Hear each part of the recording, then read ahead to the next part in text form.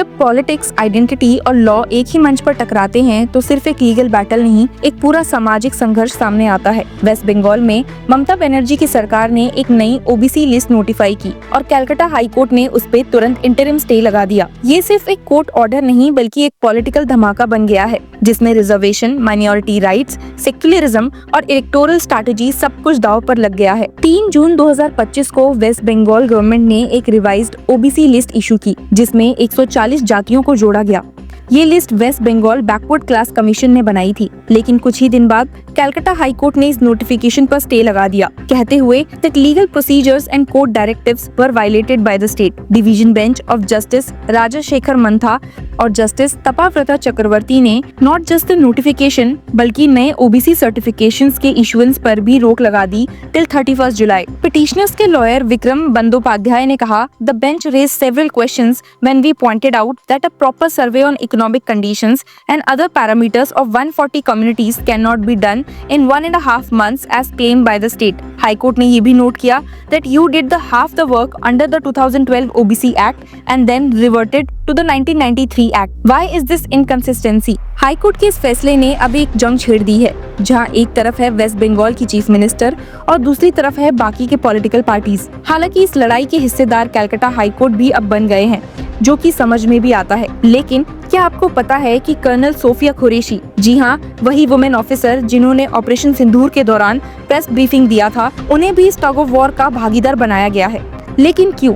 आखिर उनका वेस्ट बंगाल की इस ओबीसी लिस्ट से क्या लेना देना? तो चलिए जानते हैं कि पूरी बात क्या है। आपको बता दूं कि ओबीसी लिस्ट के इस फैसले पर प्रतिक्रिया देते हुए चीफ मिनिस्टर ममता बनर्जी ने कहा that it is an interim order not the final judgment, और फिर कहा, I can not criticise the जज but the judgment. Chief minister Mamata Banerjee ने क्लैरिफाई किया कि ये survey West Bengal backward class commission ने किया था। We did not do the survey. It was done by the West Bengal Backward Class Commission. Chief Minister ने बताया that we received some suggestions and some orders from the High Court. Our legal team is examining them. In the Supreme Court, we took 3 months time. We will see legally what suits us. Opposition पर हमला बोलते हुए ममता बनर्जी ने कहा है that CPM and BJP do not want reservation from OBC. It is for the poor and particularly for economically and socially backward people. उन्होंने further कहा, how can we deprive 33% of the people of their rights? There are 60 non-Muslim castes among the 140 on the OBC list. Some people seem to be irritated at the sight of Muslims, but they must remember that Netaji's right hand was Shah Nawaz Khan. It was Shah Jahan who built the Taj Mahal. How can you wipe out history? ममता बनर्जी ने secular harmony को highlight करते हुए कहा that Kazi Nazrul Islam and Rabindranath Tagore too wanted Hindus and Muslims to stay united. Why was Madam Colonel Sophia Qureshi given the brief after the Pahalgam incident? In the army, all religion were allowed and followed. There was even a dargah in Belur Math. पर काफी tough language में attack करते हुए कहा है that BJP is blocking jobs through PILs. Many people are jobless because of you. There are thousands of vacant posts in police and for teachers, but the vacancies cannot be filled due to you. ममता बनर्जी ने BJP के double standards को लेकर भी कहा that OBC reservation was done by former PM VP Singh, and at that time BJP supported him. Why didn't BJP oppose him then? They are trying to dictate to people in all fields and in all matters, ranging from what to eat and what to read and where to stay. Trinamool Congress के spokesperson Kunal Ghosh ने भी कहा है that BJP is an anti-OBC party. One must look at the conspiracy by the opposition here. We have faith in the judiciary, but one must take note of who the architects were. The picture that is emerging is similar to what we have seen before. We saw that in this High Court, those who made big statements on recruitment stepped aside to become BJP MPs. Now they want to damage OBCs and create unrest. Their politics is of creating legal hurdles, whereas we work towards resolving issue. Ghosh का ऐसा कहना था। दर्शकों, आपको बता दूं कि petition file करने वालों में 3 इंडिविजुअल्स और एक ह्यूमन राइट्स ऑर्गेनाइजेशन आत्मदीप शामिल थे।